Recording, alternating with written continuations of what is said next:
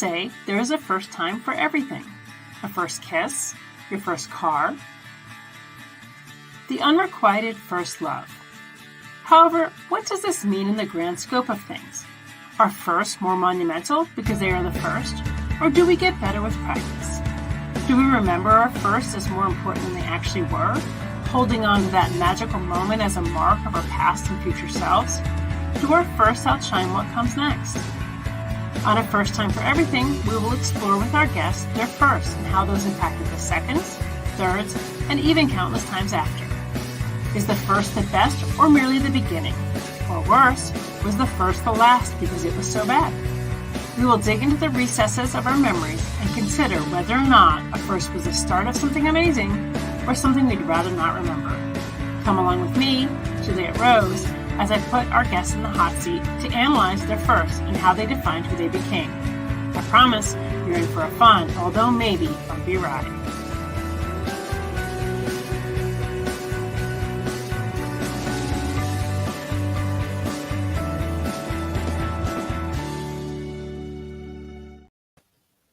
Hey everyone, and welcome to another episode of First Time for Everything, a Go Indie Now show. Please feel free to give us a like and a star. It definitely helps us out.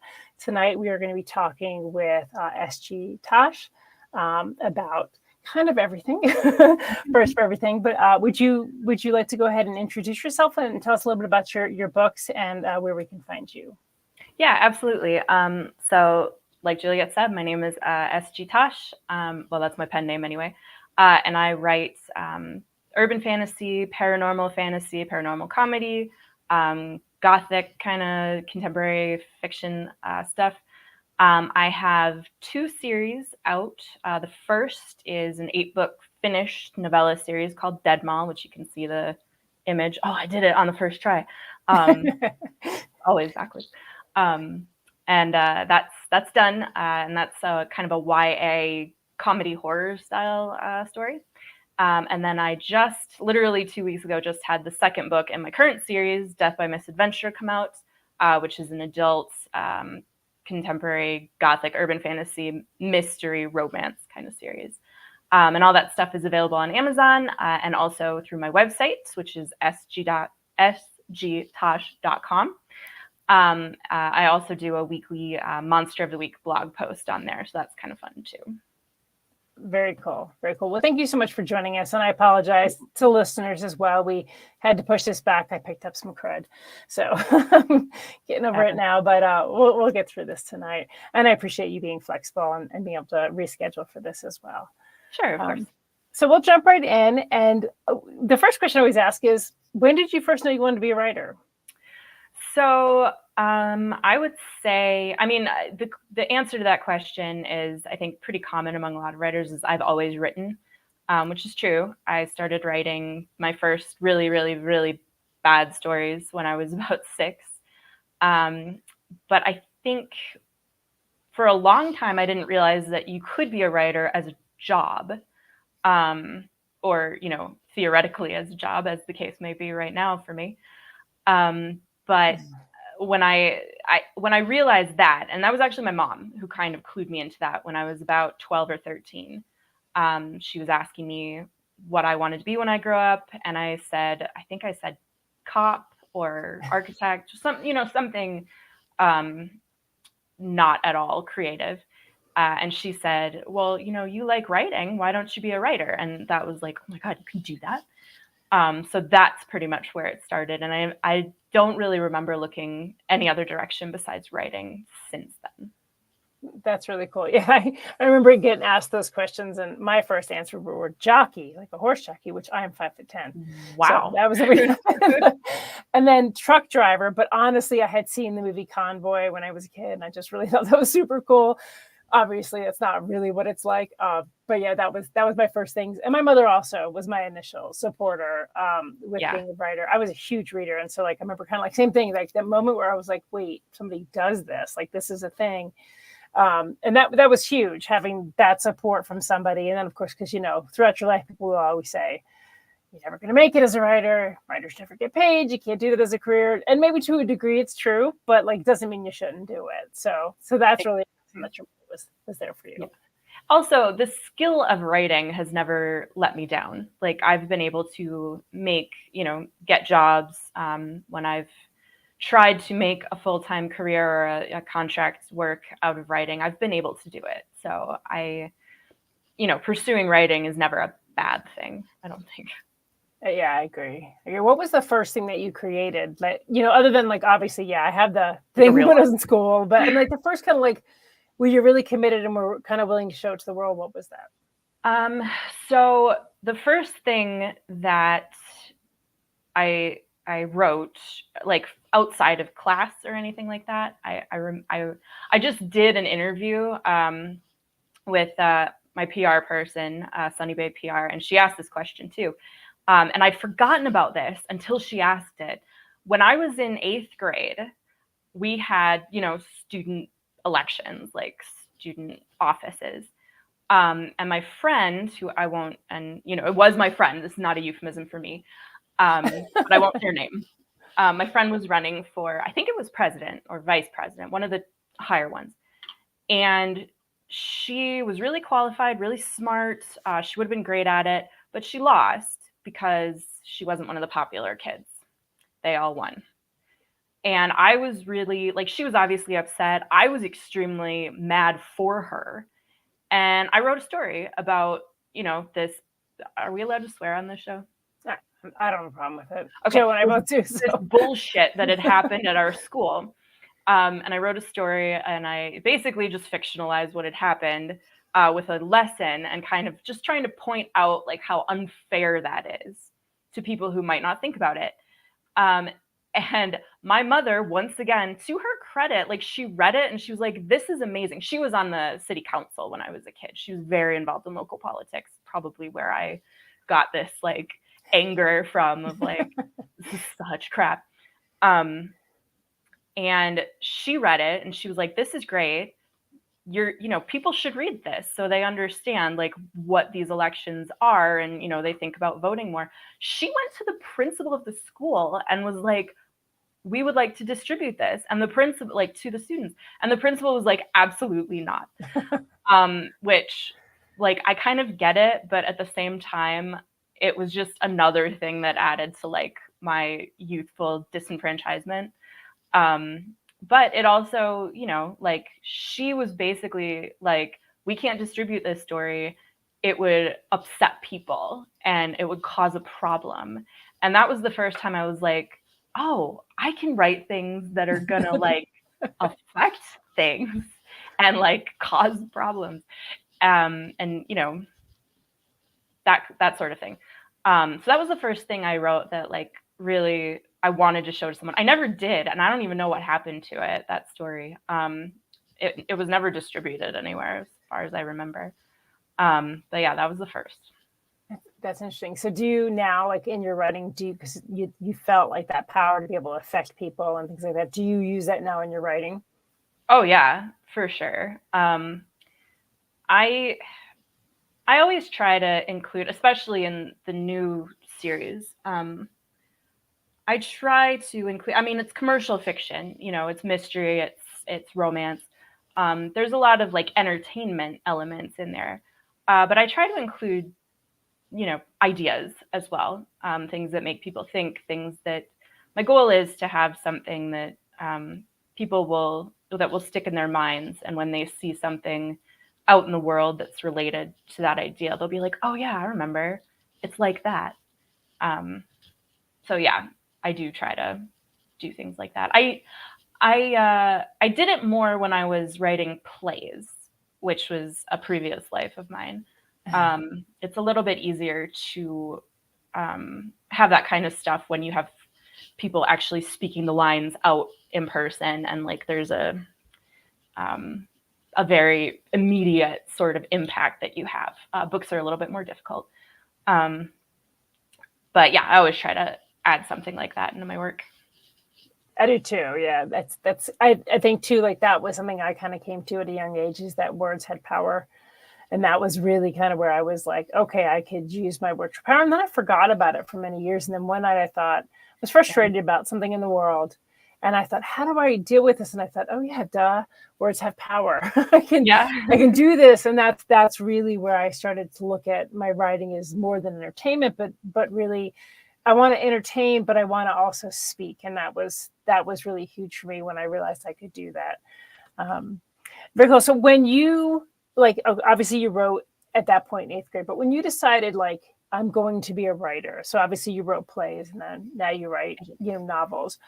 What was that process like for you? And what are some roadblocks that you faced in kind of deciding to do that? I wouldn't say it was roadblocks so much as just a very twisty kind of, like, we're not going to use the word aimless necessarily, but it took a lot of different forms and formats, especially. So 8th grade, and then I, just kept kind of writing for myself, for, just kind of journaling, writing stories, not really doing anything with it, reading a lot through the next few years, like children do. You don't really produce anything for market when you're a young teenager. And then in 11th grade, my mom and her friend, who was also on city council, who it was like a thing where it was like I was friends with her daughter, so they were friends too, kind of a thing. And they were all very theater people, and I was starting to do the light board at my school, and we all kind of got together and we built a community theater in our town. And because licensing plays is expensive, I think that was part of it. Licensing plays is expensive. They turned to me and they said, "Hey, you write stuff.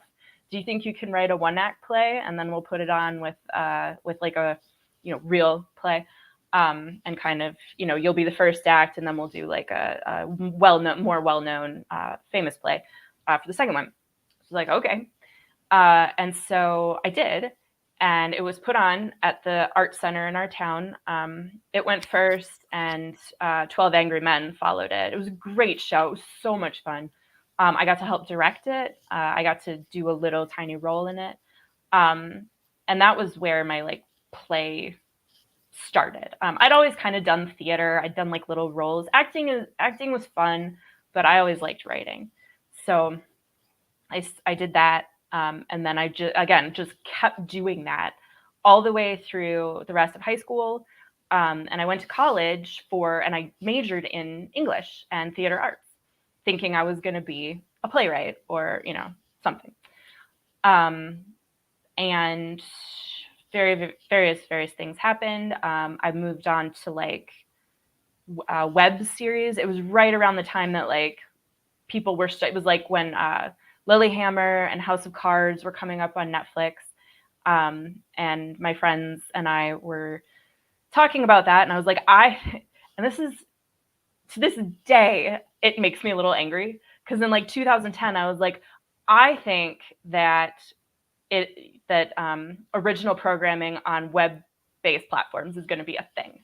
And everyone was like, you're insane. And I was like, no, I think it will be. And so we did a web series on YouTube, totally independent, zero micro budget. And it didn't go anywhere really. It was a lot of fun again. And then, that was 2014, I think, was when that launched. Right around the time that I think a year or two later, House of Cards was nominated for Emmys, and I was sitting back there told you guys. But I am nobody, and I have no influence, and I didn't have any money, so nobody was going to listen to me, even though I was right. So that's pretty fun, is I at least get to say that I was right about that. And then after the web series, I was just burnt out on production. I was like, there's so many moving parts, because I was a writer, producer, I acted in it, and I edited it. So I was wearing a lot of hats, and I was just like, I can't anymore. And that's how I got to writing novels. And I started doing that in 2015, and I've been doing that ever since. Okay. So let's talk about kind of that transition. So do you not write plays at all anymore?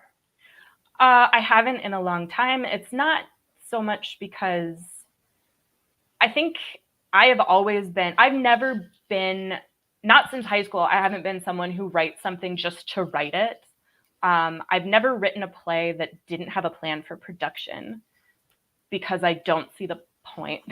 Like, Sure. I know you can do it, and I know you can Right. publish it, and I know people can license it and you'll make money on it, but I'm just sort of like, I would rather see it made, and know that it's going to get made, and then maybe like do something else with it. But like, I don't write that stuff, plays or movies, unless I know it's gonna go up.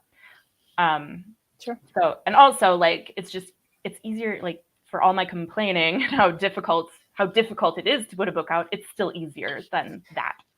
Yeah, for sure. Well, I have a real interest in screenplays. And so my husband's like, well, why don't you write one? I was like, because to me, it's easier to write a novel and then convert it into a screenplay if it's necessary than to write a screenplay that's going to sit nowhere forever, because I have no place to market it. Exactly. And yeah, I don't know who I would hand a screenplay off to. Right. And I don't have the money or the resources right now to produce any of my books into screenplay at the moment. So exactly. Even audio is hard because that's expensive. Exactly. Oh my God. I'm doing my first audiobook right now, and it's going to be like as much as the money we had to produce that whole web series. Oh yeah. It's going to be great. But it is not cheap. It is not cheap. Yeah, people always ask me that. Well, do you have? And I have one audiobook so far. And it was a friend of mine who does audiobooks and he does podcasts. We did some trades. It still cost me, but like we did some trades to get the price down. Even then, it was pretty high to to produce. I wouldn't be doing this. I got a grant from the state of Nevada, an arts grant, to do part of it, like to fund part of it. Otherwise, I wouldn't be doing it probably. That's really cool. I didn't even realize that was a thing that was out there. So yeah, it is super awesome. They do it twice a year, and I was lucky enough to be one of the chosen to get the funding. So that was pretty cool. That is pretty cool. Anita says hi. Hi, Anita. Thank you for joining us. So let's talk about your first book. So the book that you finally put out after you were done, doing screenplays or pausing on doing plays, talk about that first book and kind of like what your motivation was and like how long it took you to do. So after the web series ended, like I said, I was kind of exhausted, ready to work on something else, but not a production. And I started writing and I don't even know how I chose to do this. I think I just wanted to do something easy and silly.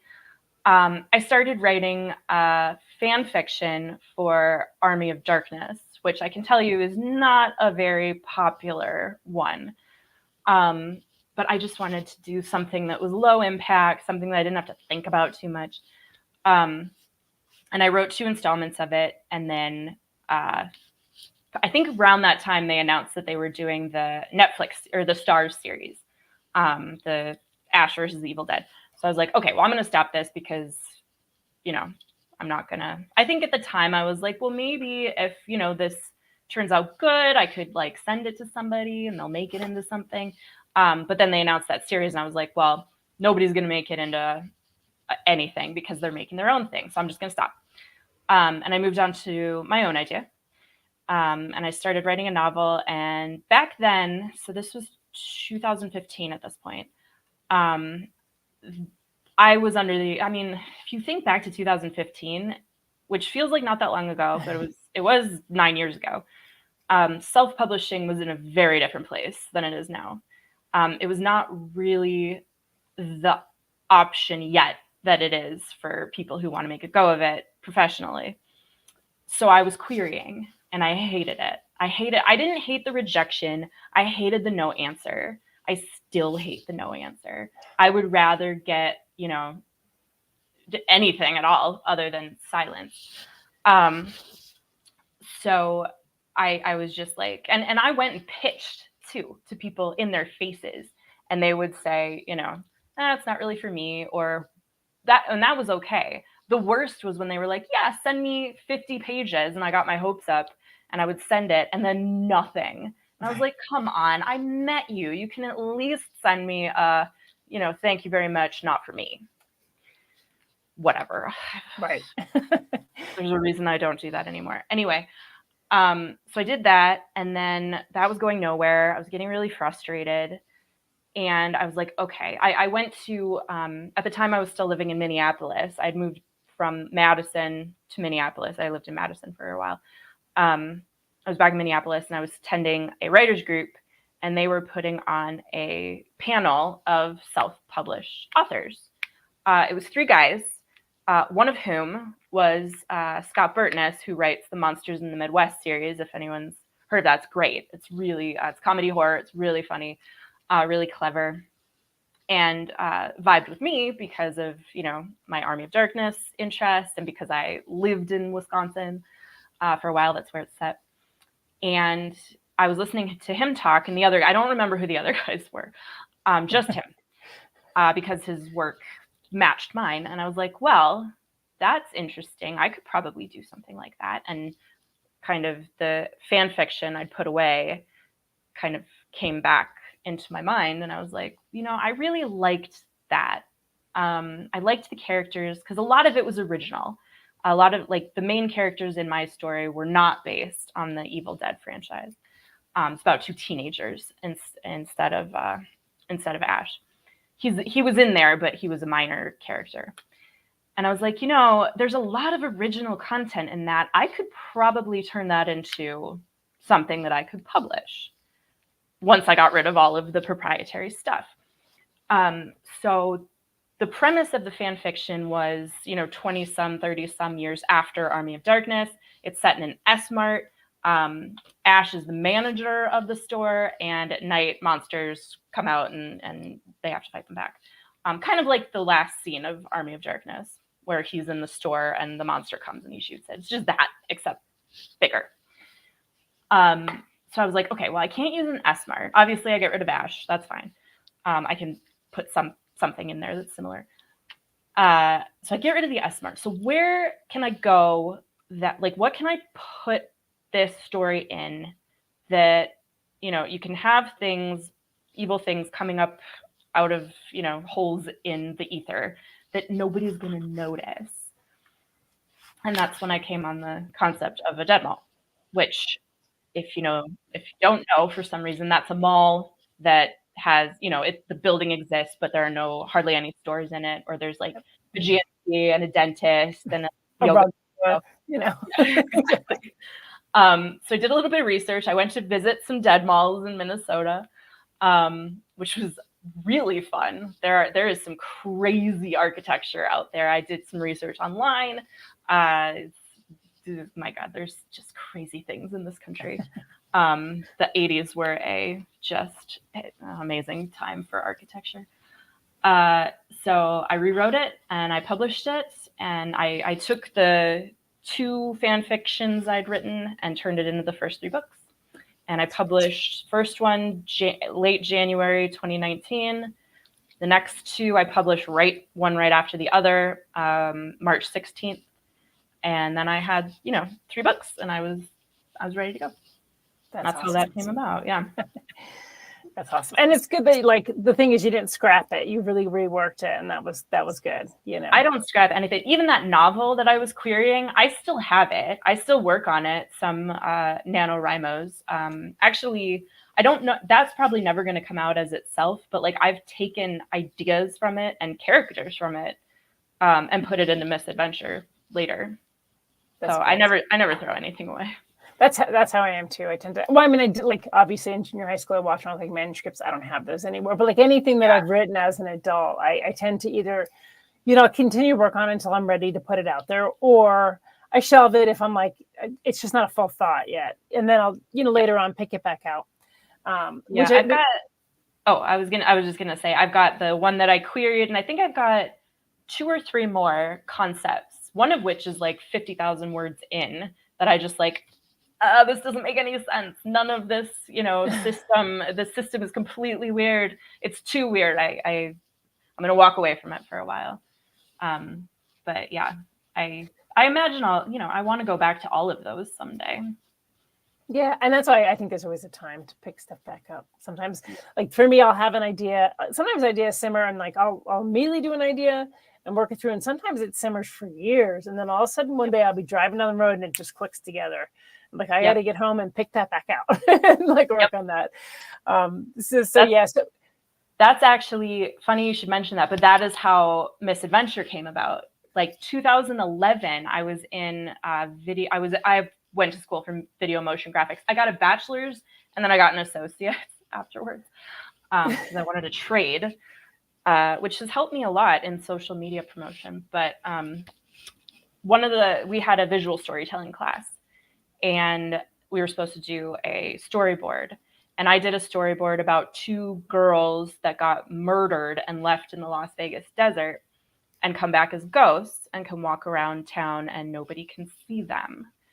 And I loved that idea of being able to walk around Las Vegas. Like, if you couldn't be seen in this town that's full of secrets, like, where would you go? What would you do? Right. And so that was 2011. So that sat in my head for 12 years until one day not last summer, maybe the summer before, I was thinking about the phrase death by misadventure and how weird it is. It means accident. And then my brain just did that thing where it switched it to MISS. I was like, oh, that's good. And then somehow it all just came together. That's awesome. Yeah, I think that's when that happens. Yeah, I'm kind of I always say I'm a pantser. I always have ideas. So like I have an idea, and then because I just like allow it to decide when it's going to come and slap me in the face, like, and make it an actual story. But I love to hear stories like that because I think it's good for new writers to hear that because they often hear so many rules and regulations about how you're supposed to do things. I think it's good to hear that there isn't. And so if you were going to talk to a first-time writer or a first-time writer came to you and they said, I really want to do something, do you have any advice? What would you tell them? I think you should just try to do it. And, you don't know if it's not going to work if you don't try. So I would say try it. And if it's not coming together, put it aside and, don't throw it out. Don't give up. But like, you can let it rest and it might come together a little bit more as it rests. But I'm always a proponent of just try it. What's the worst that's going to happen? Like, it doesn't work. Oh, well, like you're probably, unless it's going to hurt someone or yourself or put you in financial ruin somehow, like there's no harm in just trying. Yeah, I have an artist friend. I paint as well. And I have an artist friend. And I remember one time we were kind of having this conversation about art. And he's pretty well known. He does really well. He makes a living at it. And I dabble. And I remember him saying, you can't ever really mess up. You can always paint over it. And I take that to heart even in writing because I'm like, you can't really mess up. It's just words on a screen or words on a page. You could always go through and change those words or delete them or, rewrite them or whatever. And I think it takes out that stress and that pressure that we put on ourselves to get something out perfect the first time. I agree. I mean, I literally put out the first Dead Mall books doing exactly what you're not supposed to do, which is just like I had a friend edit it. I had, something of a cover design. I had a graphic designer friend of mine do it. I didn't have a professional cover. And I just did it and I knew I was doing it wrong, but I just wanted to do it. After 4 however many years of querying, I was just like, I am so done with operating in a vacuum. Like, I need to go out there and see what they think of this. And, it didn't go great. I redid my covers 4 times. I have a video about it on social media, like going through all the covers. There were multiple mistakes I made, but I did it and it's still there. People are still buying it. They're still reading it. They still review it. It's not my bestseller.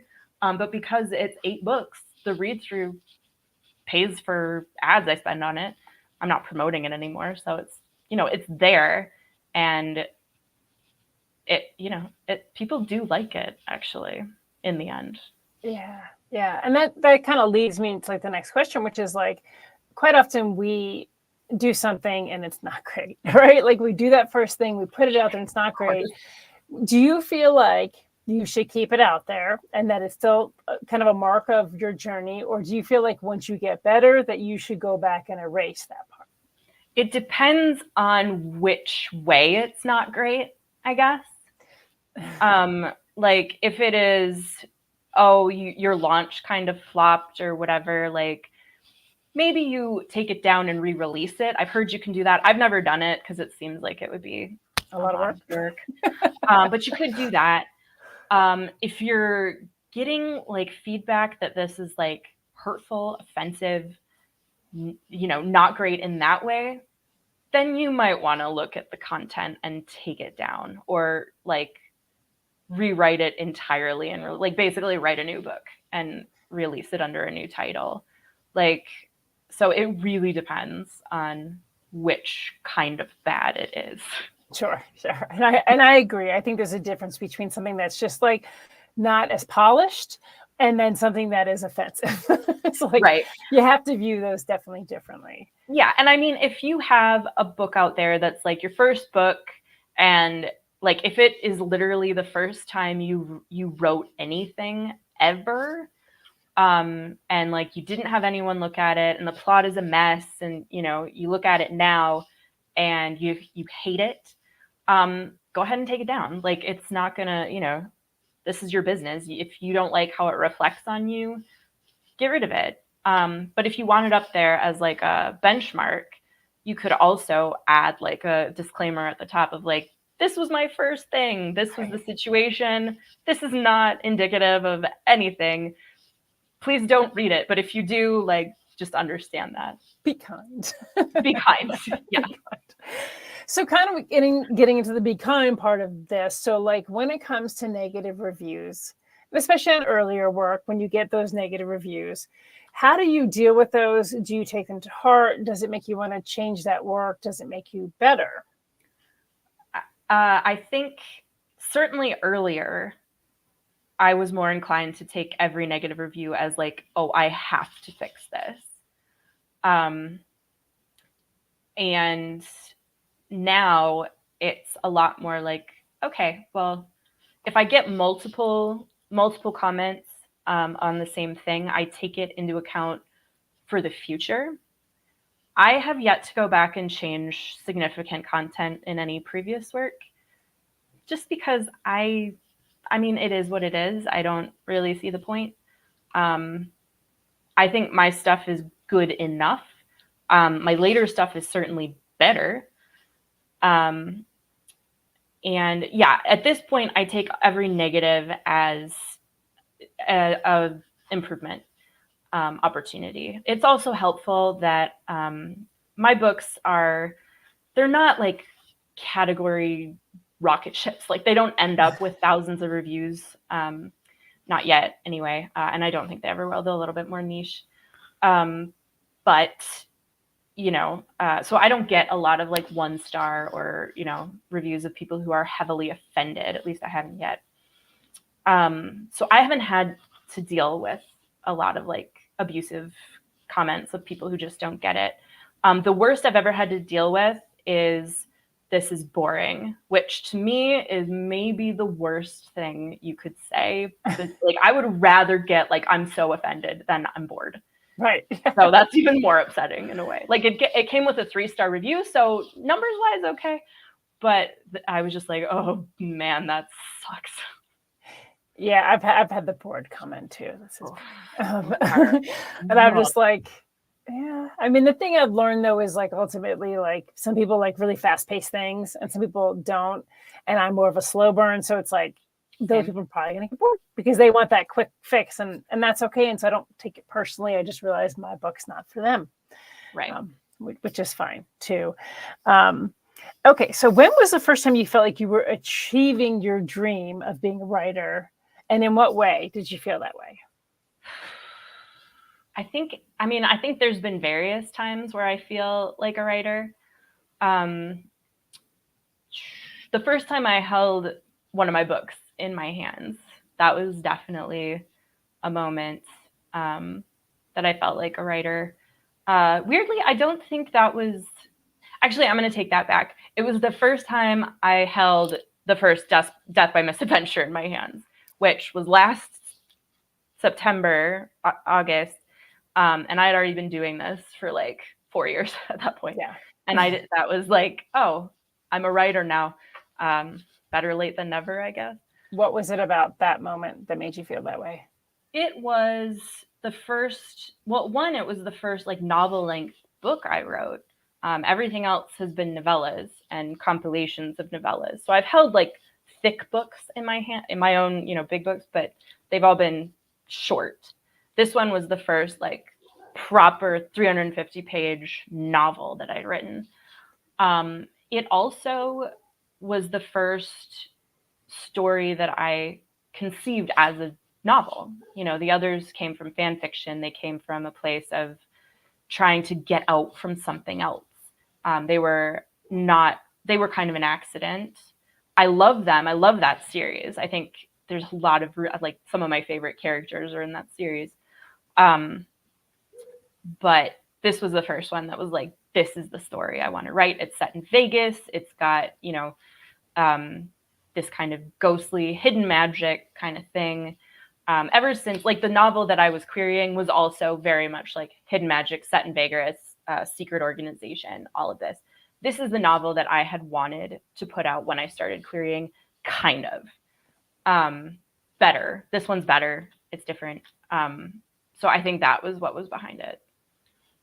Okay. Yeah, that makes sense.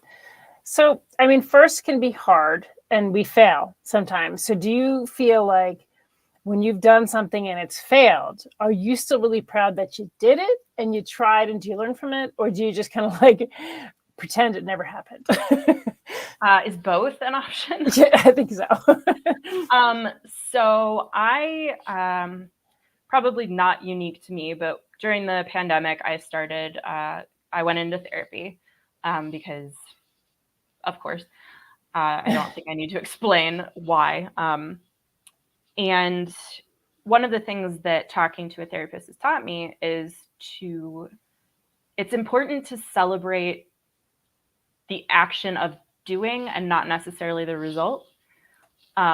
So that's how I look at things, is like, it doesn't really matter what the reaction is, or it matters, but it matters less than the fact that I did it. Even if that thing is like embarrassing or super just a failure and doesn't work out the way I want it to, it's important that I did it. For example, there have been a few events that have not been great for me that I've done in town. One of which, and this one I kind of knew wasn't going to go well because of my books, but it was at a community center attached to a church. And I didn't realize just how attached to the church it was when I signed up for it. Yeah, but it was.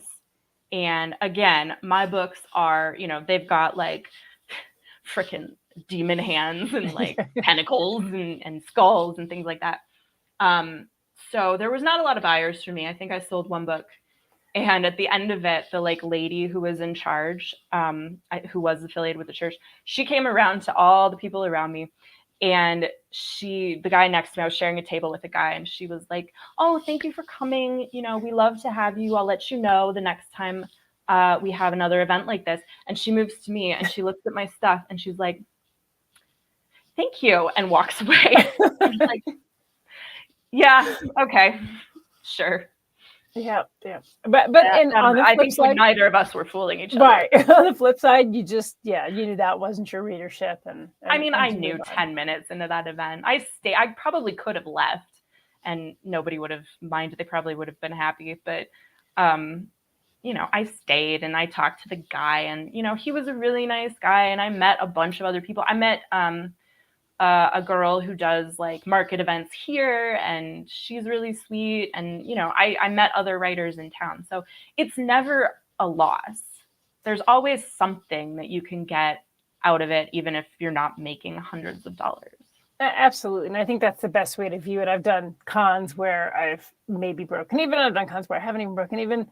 And what I have to say to myself as I look at my experience, and like, well, I met so-and-so, I connected with this, I readers took my cards, whatever it is, I always find a way to justify, to a degree, obviously I'm not going to keep spending money if I'm not making money, but justify to a degree that it was worth that time that I spent there. So I think it's still, worth it to do events if you have walked away with at least something, even if it's not money.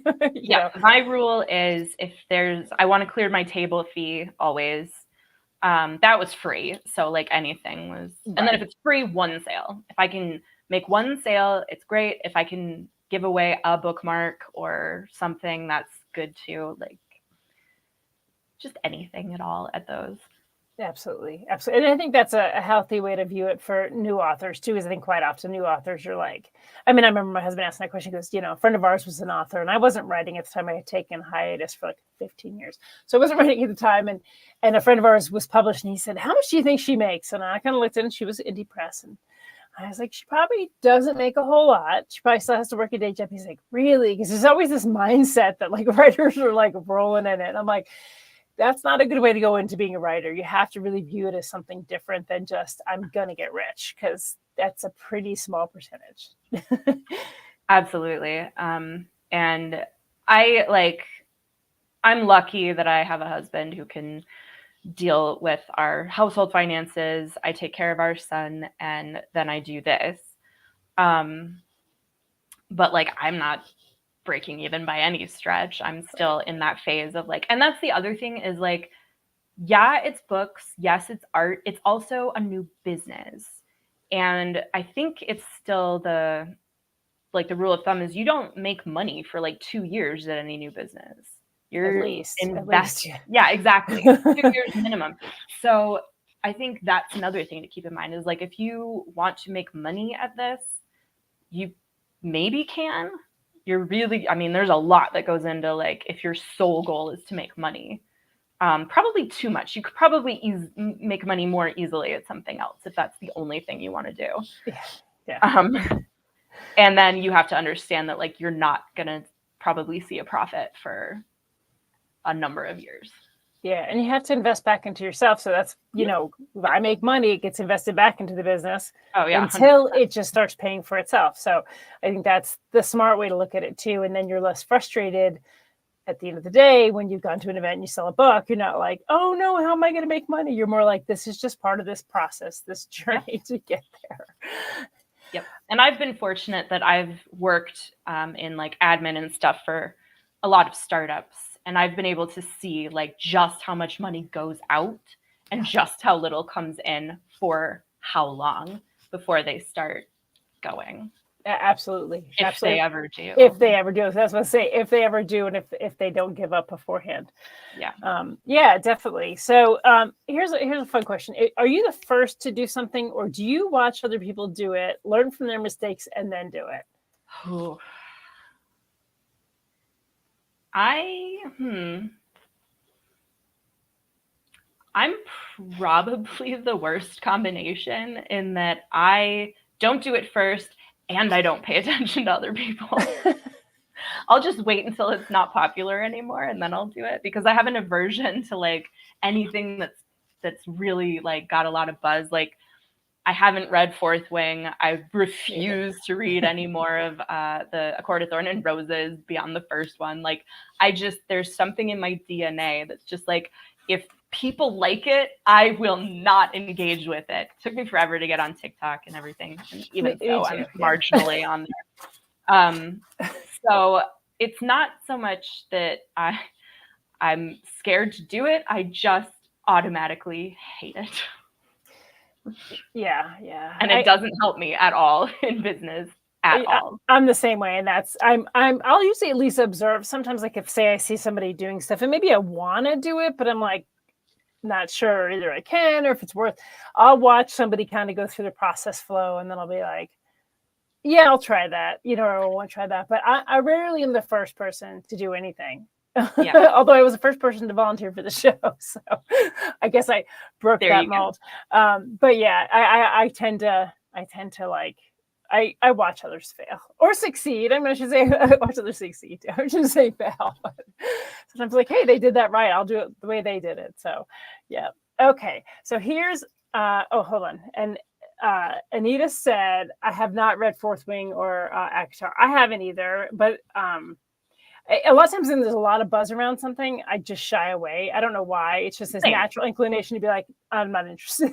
I don't know. But if it's like something that like no one's ever heard of, I'm usually the first person to be like, let me buy that or let me try that out.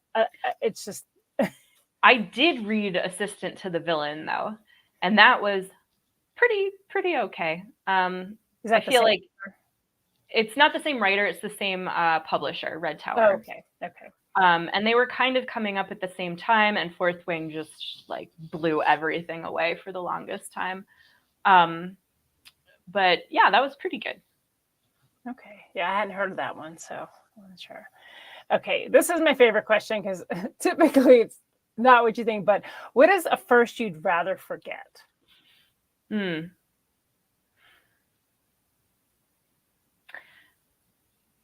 My very first thought is, are we talking about business or? It could be anything. It's just something that most people have said their first marriage. So that's why I laugh whenever Oh, no, I haven't been divorced. I'm going to say my first kiss because I barely even count it because it was a guy. So you got to understand, in high school, I mean, picture me, 15 years old, 16 years old, just the kid I didn't do sports. I wasn't into theater yet. Like I had nobody really. I was just in the back of the room, like in my Target clothes while everybody else is in Abercrombie and fucking whatever. And I'm just like scribbling in a notebook. I'm a shy weirdo. And this boy started showing interest in me and I wasn't interested in him, but I didn't know what to do. And nobody, like, I didn't really have friends at the time who I could talk to about this. So I kind of accidentally started going out with him. And we were. How does that happen? I to this day, I honestly don't know. Okay. I think about this and like literally, it's just like, oh. But I don't know. Somehow I invited him or he invited himself to a group party with my friends and we were all just sitting there and like as we were sitting in the group just amongst everyone he just grabs my face and kisses me and it was the most cringy thing ever and eventually a friend not even a friend just a girl who knew him was like this is not good. You need to get out of this because this is obviously awkward. And she helped me kind of get away from him. But man, I would love to forget that. It was not good. Yeah, it doesn't sound good. And I didn't date in high school. I didn't date until the end of my winter of my senior year. And that was like 3 weeks and he broke up with me for no reason and broke my heart. And then I got into college and I was like, oh, fuck it. I'm out of here. I don't care. Yeah. I think we all have a story like that. Like I don't know if it was my first kiss, but it was like, I was the same way. I was a nerd. I read my books and I really just didn't. And a friend of mine once started going to the local college. I was in high school. So we did. And there was this guy and he showed interest and he was cute. So I was like, okay. Cause I'm still like in the high school mindset of like holding hands and whatever. And he went to kiss me and he'd obviously been drinking beer, maybe vomited a little bit. I don't know. It was pretty gross. It was like literally like, I was like, if that's what kissing is, I don't get the hype. Thankfully, I have had much better kisses as years have gone on. But like, I always think back to that. I'm like, ugh! It was like literally like someone just stuck like vomit beer in my mouth. It was disgusting. Yeah, these are the high school movies that should be told because I feel like this is a lot more realistic than all that or whatever the hell. Exactly. All right. So, are there any monumental firsts you'd like to let us know about?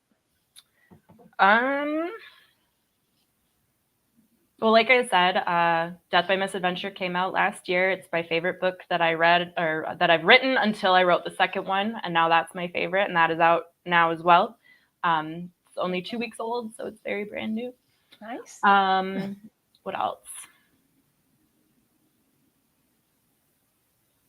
I can't really remember anymore. I guess I mean, is this the time where I can talk about events that I have coming up? Yeah, talk about events. We'll do the spinning wheel after that. So if you want to go ahead and let us know about any events you have coming up and things like that, that would be great. Sure. Okay, so this very weekend on 4/20, I have my first signing at a place I've been super excited to sign at, which is the Haunted Tea Room and Halloween Emporium here in Las Vegas. Yeah.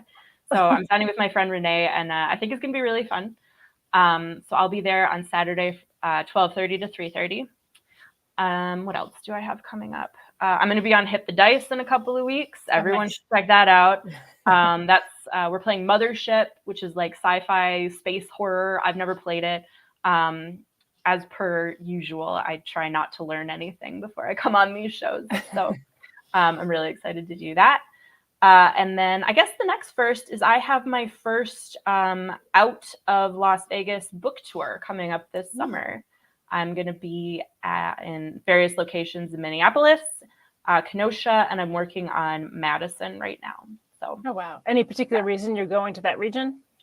Because my family is there, and because I have a lot of friends there, and because I didn't publish my first book until just before I moved to Vegas. So I've never gotten to do any events, of me as an author in the Midwest. So it'll be the first time I do that. That's very cool. All right. Well, I'm going to go ahead and bring up the spinning wheel, and we'll do some fun spins and see what comes up. So let me do this real quick. I like anything that has an element of randomness to it. All right. So we're going to click. Can you see it, the wheel? Yes. Okay. Let's give it a spin.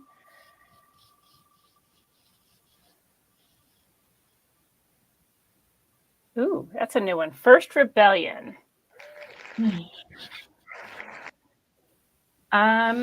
First real rebellion. Let me think about this. Probably. I'm going back, like the first thing that I thought of was when I started smoking cigarettes in college because I knew my parents wouldn't like it, which is, the dumbest rebellion you can ever do, kids. Don't smoke anymore, luckily.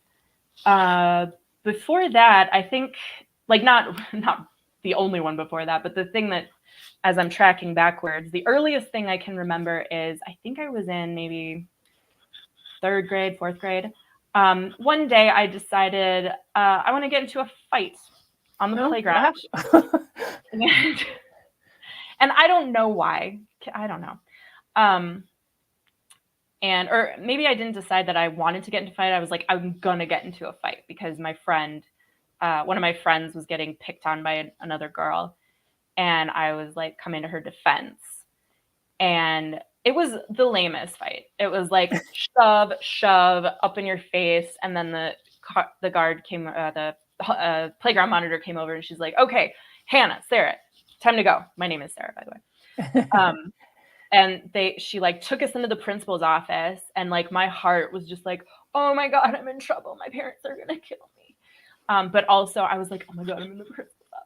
So cool. Remember, nerdy. It's pretty cool. Yeah. I was like, this is amazing. I made it to the principal's office. I'm a bad kid.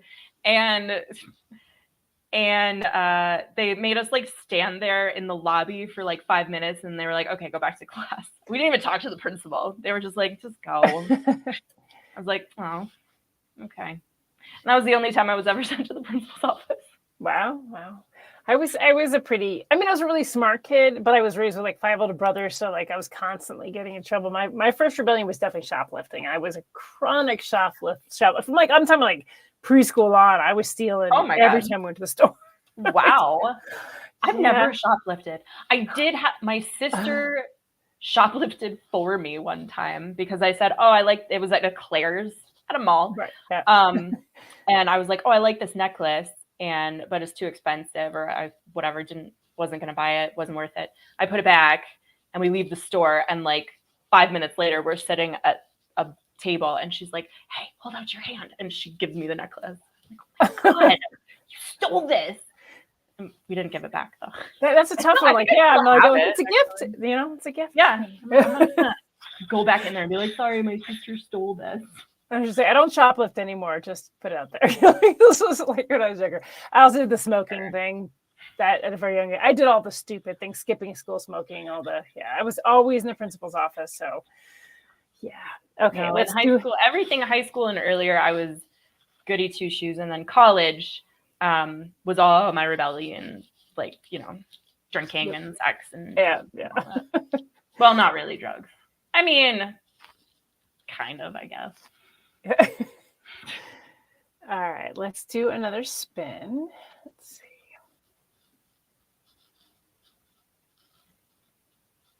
Okay.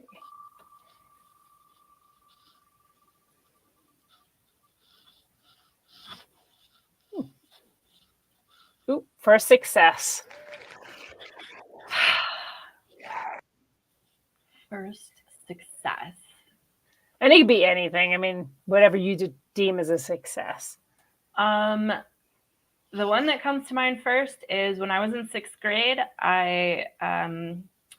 We had a resident poet come in and do like a unit with us on poetry, and they had us all write poems, and they said that the best one would get picked to be in like a what do they call that when it's multiple schools, like a, I don't know, district-wide anthology or something. Right.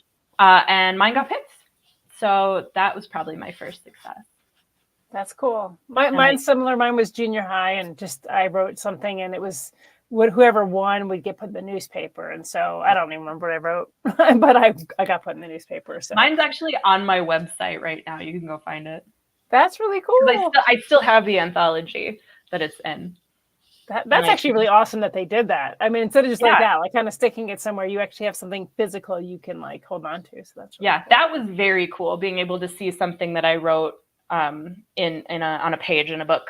That was pretty neat. That is. And how old were you? You said 6th grade? I think I was 6th grade, maybe 5th grade. So I was like 11, 12, somewhere around there. That's really cool. I stopped writing poetry though because I'm not good at it. I'm not. I'll do it sometimes just because I want to write poetry, but I would never win anything for my poetry. That's definitely not my forte. All right, let's do one last spin.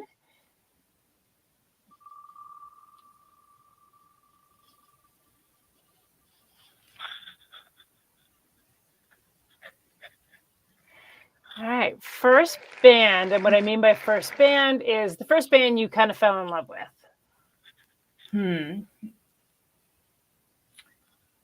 There are 3, I think, that kind of all happened at the same time. And I think when I say these, it's going to explain a lot about who I am and who I was. So it was Bare Naked Ladies from Canada, 1 Week, all that. And I fell in love with them because my friend Emily really liked them. And she was, so like 7th grade was really, really shitty for me. And 8th grade, I finally made a group of friends and she was one of them. So that band, we bonded. Also, it's just good music. And I've, kept listening to them on and off for a while. The next one was Green Day. Warning was one of my first CDs. And the third one was Spice Girls. Yeah. So I feel like those 3 things pretty much explain a lot about who I was in high school and maybe why people thought I was kind of weird. Yeah, but being weird is good. I mean, honestly, like I think the weirdos are the ones out there now that like us, like that are being creative and sharing our weirdness to the world. Yeah. I think I liked a lot of music. I was really attached to music, and I'd hear like songs I really like. But the first band that I really felt like I just super connected to was actually Pink Floyd, and I got into them in high school, and I just would listen to I Wish You Were Here. Like it just spoke to me on a certain level. And over the years, I found other bands like that, but I still go back to that sometimes, like just put on Pink Floyd because it just puts you in a place, and that was really cool. So, but it's funny because actually I have 1 Week for Bare Naked Ladies on my liked songs on Spotify that plays all the time. So I have that's actually one of the ones that I have on there. It's not by any means their best song. They have it's like bouncy and it is fun. But they have a lot of like really really thoughtful and semi dark kind of stuff. They do. Yeah, it's really like their rock Spectacle album has a lot of like really amazing live songs on it. Yeah, they're really great as well. Well, it looks like we're almost out of time. So again, I want to thank you for coming on our show and telling us about your books. This was a lot of fun. And I really appreciate you, again, being patient with me this week as I try to get over the crud. Yeah, it's late spring. There's always something, I feel like. It really is. And again, to our listeners, thank you for tuning in. And as always, it's time for Go Indie Now.